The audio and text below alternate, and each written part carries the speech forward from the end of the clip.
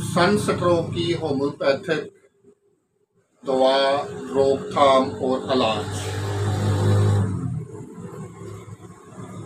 Sunstroke, heat stroke या लू लगना, उसका होम्योपैथिक इलाज, असबाब, वजूहात और रोकथाम। अस्सलाम वालेकुम दोस्तों, मैं डॉक्टर अब्दुल रज़ाक सायरा होम्यो से आज हम बात करेंगे सनस्ट्रोक यानी कि लो लगने के बारे में। इसके रोकथाम, होम्योपैथिक तरीका इलाज की मुकम्मल गाइड।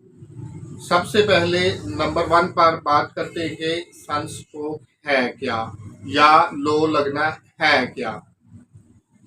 हीट स्ट्रोक एक जानलेवा कैफियत है जब जिस्म का दर्जा हरारत 40 यानी कि 40 सेंटीग्रेड से ज्यादा या 104 फ़ारेनहाइट तक पहुंच जाता है। ये इमरजेंसी है। अब बात करते हैं वजूहात और इक़साम के बारे में। वजूहात सबसे पहले जो है वो पानी की कमी, जिसे हम डिहाइड्रेशन कहते हैं, शदीद गर्मी और ज्यादा मेहनत होती है। अक़साम में बात की 2 इक़साम होती है, क्लासिकल या क्लासिक, माहौल की वजह से, और एक्सेशनल एक्सेशनल जिस्मानी मेहनत से। अब बात करते हैं हम साइन एंड सिम्टम्स के बारे में। मरीज गिर सकता है, शदीद सर दर्द हो सकता है या हेजियानी कैफियत भी हो सकती है। मिसाल के तौर पर एक खिलाड़ी अचानक उलझन का शिकार हो जाए तो ये समझ लें कि सन स्ट्रोक है ये। अब बात करते हैं हम इसके लैब टेस्ट्स के बारे में। इलेक्ट्रोलाइट्स एनालाइज करवा सकते हैं, जिसमें इलेक्ट्रोलाइट जो है वो इम्बैलेंस, उनका तवाज़ुन बिगड़ा हुआ हो सकता है। और इसके अलावा RFT करा सकते हैं, जिसमें यूरिया क्रिएटिनिन है वो भी डिस्टर्ब आएगा। और इमरजेंसी की सूरत में आप फौरी तौर पर अपने डॉक्टर से रजू करें। अब बात करते हैं हम होम्योपैथिक तरीका इलाज के बारे में। सबसे पहले जो दवाई है वो है ग्लोनाइन। ग्लोनाइन में शदीद सर दर्द होता है, बेलाडोना में जिल्द सुर्ख होती है और नेट्रम कार गर्मी की हसासियत के लिए मुफीद दवाई है। अब मैं आपसे शेयर करता हूं अपना क्लिनिकल एक्सपीरियंस। मरीज मेरे पास जब आता है तो सबसे पहले मैं उसका बॉडी टेम्परेचर चेक करता हूं थर्मामीटर के साथ। दूसरा, उसकी स्किन को देखता हूं छू के। अगर तो ऐसे छूने से मुझे महसूस होता है अगर तो स्किन ड्राई है और इसके साथ जिल्द की खुश्की के साथ जिल्द में नमी नहीं मौजूद और जो है वो जिल्द प्यासी है, तो मुझे फौरन इस चीज का पता चल जाता है कि मरीज जो है उससे पानी की कमी है, यानी कि डिहाइड्रेशन है।